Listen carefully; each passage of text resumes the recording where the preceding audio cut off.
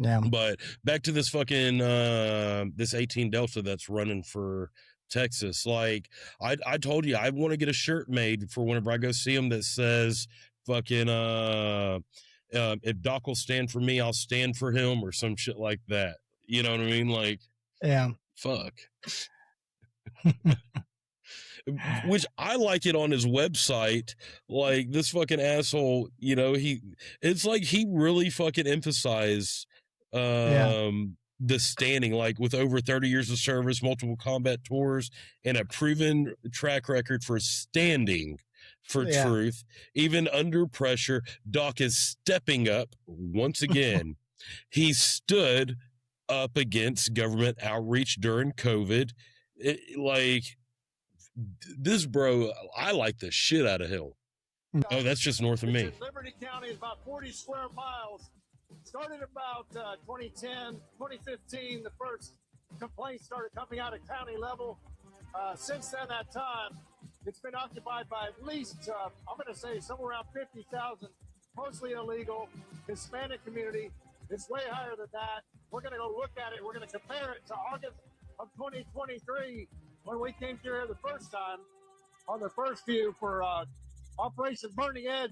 On the periphery. This dude is legit, man. Like, he's out there trying to get to the bottom of a lot of shit, man.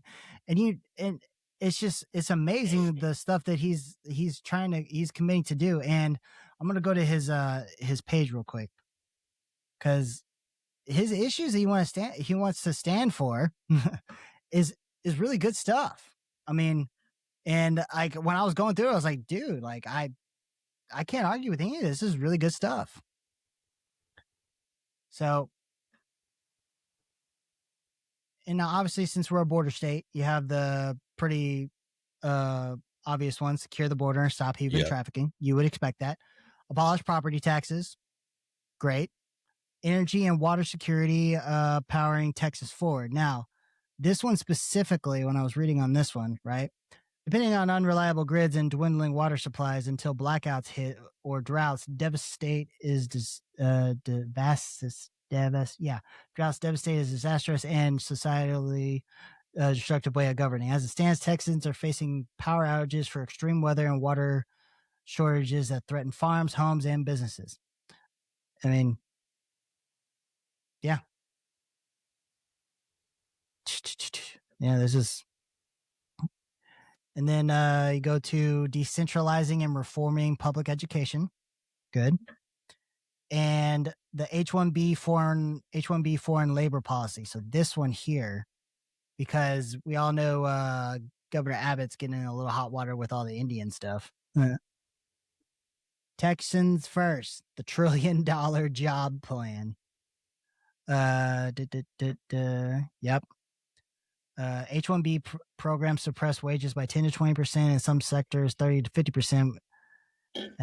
Intensify housing shortages by adding more than 500,000 high-income buyers to already strained markets. Damn. Yeah. So did you see a little while back, I don't know if me and you talked about it or not, did you see that one politician in Texas, he made it where the preferred points or whatever for like government contracts in Texas, he got rid of all the women-owned business and like minority-owned business preferred points or whatever, and he went straight to disabled veterans owned businesses. Those could only get a point preference for selection for government contracts. Cool. Yeah, he was saying some shit about, which a lot of people were bitching about it, but he was like, look, he's like, why are we making this about race or whatever? Like, let's put our veterans first, and the veterans are the ones that need this extra help. Like, everyone says that let's not make everything about race or women's right or men's right or whatever. Let's just make it about your business, apply for the contract. And if you're a disabled veteran owned business, well, then that's different. Now you get a point preference because you come from the government. and you served our country. You deserve a hand up, not because you were born woman or, you know, black or Hispanic or Asian or whatever. So I was like, oh, fuck. Okay. That dude's cool. Like, Yeah. that's good. Citizen-led government. Now, I looked at this and it was like, because I was like, what does that mean? But so we are establishing citizen participation task forces to involve everyday Texans in shaping policy oversight and local governance. No more top-down rule. This is grassroots, bottom-up accountability. I mean, that sounds pretty great. Yeah, that sounds pretty great. Yeah. And right here, Doge. He wants to do a Doge, and that's great. And term limits for career politicians. This is great. Okay, because of all the declared candidates that I researched, there was no one that was wanting to do a Doge, and there was definitely no one that wanted to do term limits for career politicians. This was the only guy. And look at this, Texas first, not California 2.0, baby, right there. I like him. Dude, I really like him. Like, I hope he can get Abbott to roll on out of that governor mansion. Doc fucking Chambers for governor of Texas, right here. Yeah, he got my vote. Come on, bro. Definitely my vote.